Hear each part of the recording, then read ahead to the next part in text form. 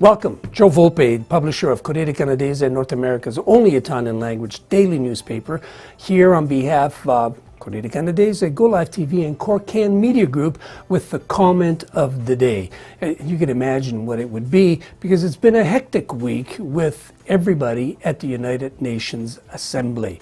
So, it's been a rough week for Canada and for Trudeau. Now, one engages in politics to advance collective interests. Admittedly, there are individual egotistic considerations, and it never hurts to have a healthy dose of self-confidence and ambition, because critics are never in short supply. Friends are few, and allies are as steady as blades of grass in the wind. With rare exceptions, however, absent a shared sense of collective purpose, that's a national interest and one's role in it, vainglorious individuals flame out rather quickly. For example, does anybody remember a certain Michael Ignatieff in Canada? A promising, energetic former Prime Minister of Italy, Matteo Renzi, who entered the world stage at about the same time as our own Prime Minister Trudeau, saw his hold on his party and his control of the agenda in the country evaporate into ether because he would not stoop to conquer. The national stage is not for the faint of heart. Renzi has plenty of heart, but it's never enough. And the international stage can be a minefield for national leaders with pressing domestic dynamics to which international colleagues are completely indifferent. Justin Trudeau has lost a potential political ally to the vagaries of our electoral system, first past the post.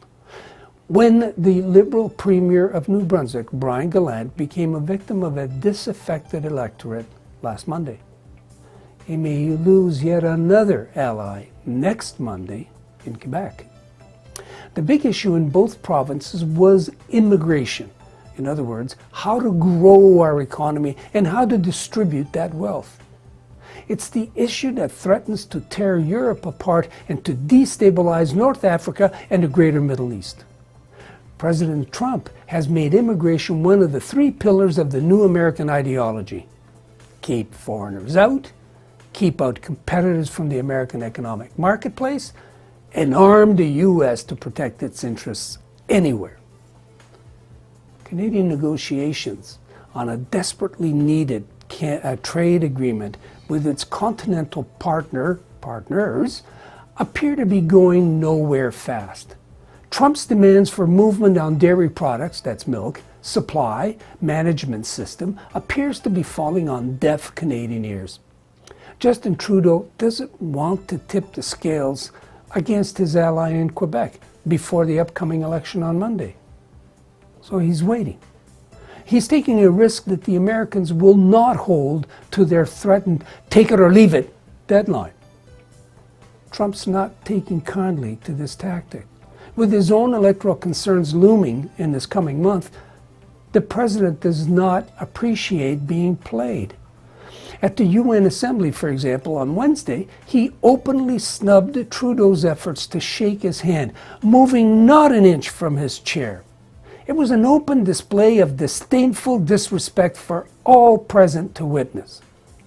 It was a crowd that Trudeau had been and will continue courting. Presidents, prime ministers, and ambassadors crucial to his and Canada's bid for a Security Council seat when it comes available in 2020. Now, to achieve that objective, he'll need 129 votes from the 193 member nations. Trump signaled that the U.S. will not be helpful. He reinforced his open dislike for Canada's Prime Minister in a very undiplomatic and petulant press conference later in the day. Now, who cares, one might say, except that Trump may trigger a damaging, if not disastrous, trade war that could see the exodus of our auto and auto parts manufacturing sector for the sake of maintaining the excessive, rather than simply healthy, profit levels of the roughly 6,000 milk producers in Quebec. On the trade front, any initial successes with Europe now seem to be going awry. Europeans are scrambling to adjust to a post-Brexit world. Ireland, a competing country for Canada's bid to that Security Council, is emerging as key to that readjustment process.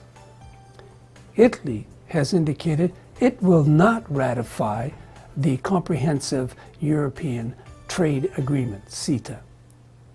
Some in the leadership of the new compromise government of Italy in the peninsula have begun to display concern over Canada's treatment of the Dimitri family's humanitarian and compassionate application for permanent residency. Now, as the erosion of the Schengen rules and other regulatory changes begin to take root in Europe, Italy, Poland, and Portugal face the prospect of tens of thousands of their expats being shipped home from post-Brexit England. Meanwhile, Trudeau keeps Canada's doors solidly shut to immigration from those three countries. He's not going to get much help from there. Italy has accepted 650,000 North African and sub-Saharan refugees in the last 2.5 years. Poland sees its eastern and southern borders inundated with greater Middle Eastern immigrants, Muslim in the main. Canada, on the other hand, can't seem to cope with the few thousand border crossers, asylum seekers from the USA. A good number of those already processed, I think the latest number is 114, of them have been identified as American citizens. Perhaps Trudeau will find a more receptive audience amongst the African and Asian representatives. In that case, we should revisit our relationship with Russia and China. Most of those nations are quasi-client states of those countries.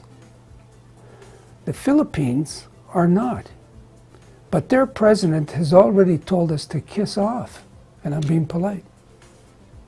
If his international reputation-building exercise does not bear the fruit Canada covets and needs, how then will Trudeau deal with the likes of Alberta, whether it's run by the NDP or the extreme right-wing Conservative Party?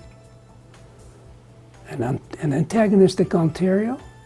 And at the very least, an uncooperative Quebec.